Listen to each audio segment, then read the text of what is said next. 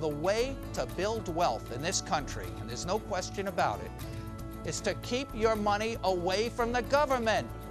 And you're going to follow my general rules of life. Sort of like you don't cook bacon while you're naked. It's that important. Remember, if you have a plan, you have more money for you now, more for retirement, and plenty more for your loved ones. And most of that can be tax-free, so you can enjoy your money. Americans have an estimated $16 trillion in tax-deferred savings, including IRAs and 401ks. And the IRS is waiting to grab up to 90% of your hard-earned cash.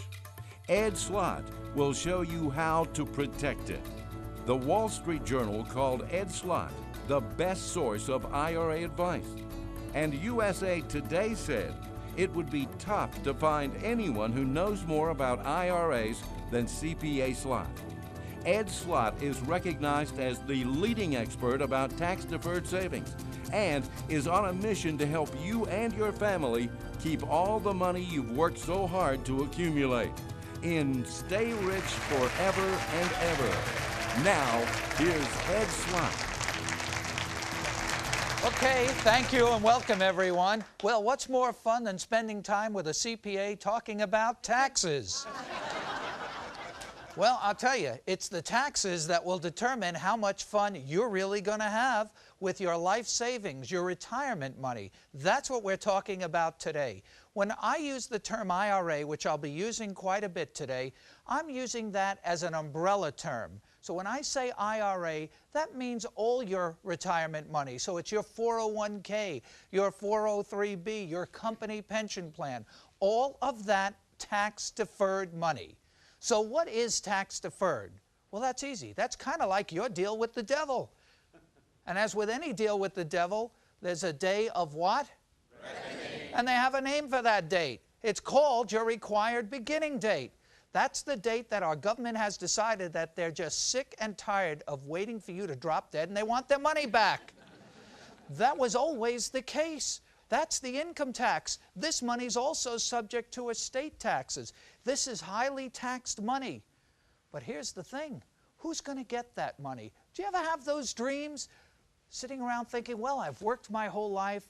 Now I want to enjoy it. Who do you envision when you think about those days, spending your money? I'll tell you who you're all thinking about, because I know. Uncle Sam. Well, that's who's going to get your money, because Uncle Sam has a plan and you don't, and the one with the plan wins. That's what we're talking about today on today's program, creating a plan so you can have more money for you today, more money for your retirement, and more money for your loved ones, and more of it tax-free.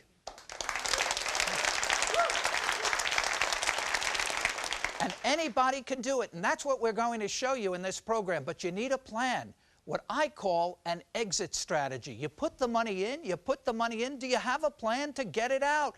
Because it's the way you take it out that will determine how much you keep and how much goes to the government.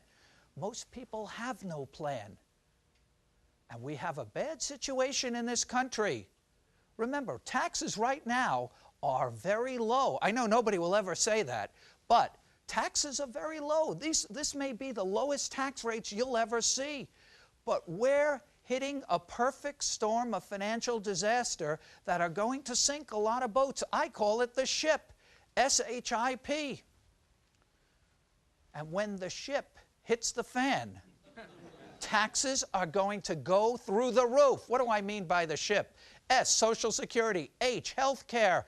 I, income tax. Taxes have to go up. P, pensions. Somebody's got to pay for all of this. Who do you think it's going to be?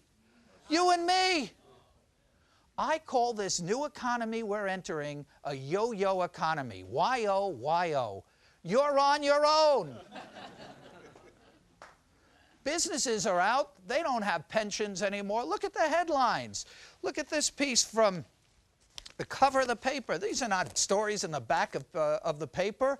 Traditional pensions are almost gone. Is employer-provided health insurance next? Look at this one. This you may have seen. The first baby boomer came to collect. Here's the first baby boomer. First baby boomer came to collect Social Security. There are 78 million people online behind her. Who's going to pay for this? It's going to come from taxes. Taxes are going to have to be increased. Look at this piece. Federal finances a mess. This is a story about the top accountant in the country who won't even sign our government's financial statements. He says our government has made a whole lot of promises that in the long run it cannot possibly keep without huge tax increases. So what does that mean? That means Congress is going to have to raise this money. And they know one thing about raising money. They know one thing about taxes, and they learned this from the feudal system. The best people to tax are dead people. They don't vote, they don't complain, and they don't write letters to their congressmen. Which dead people do you think Congress is most interested in? That's right, rich, dead people. They're not interested in poor people. They have horrible customers. They say they like poor people, but they don't really like them. Which rich, dead people do you think our Congress is most interested in? The rich, dead people that have the most money that has not yet been taxed. We're all in the soup. We all did everything right because our tax system is a penalty on savers. That doesn't sound fair. We put money in IRAs, in 401ks, in company plans. We did everything right, but that money hasn't been taxed yet. Now the government has the advantage of being able to change the rates at the end of the game when we reach our hands in there to collect. That doesn't seem fair. And if you're wondering how high can taxes get, well, I'll give you a little history lesson. It wasn't that many years ago, in the early 80s, the top federal tax bracket was 70%. But even a few years after that, the combined tax on retirement accounts, estate and income tax, was 95%. 55% estate tax and 40% income tax. 95%. And even at that time, can you imagine Congress sitting around saying 95% tax on retirement accounts? We're just leaving people with too much of their own money.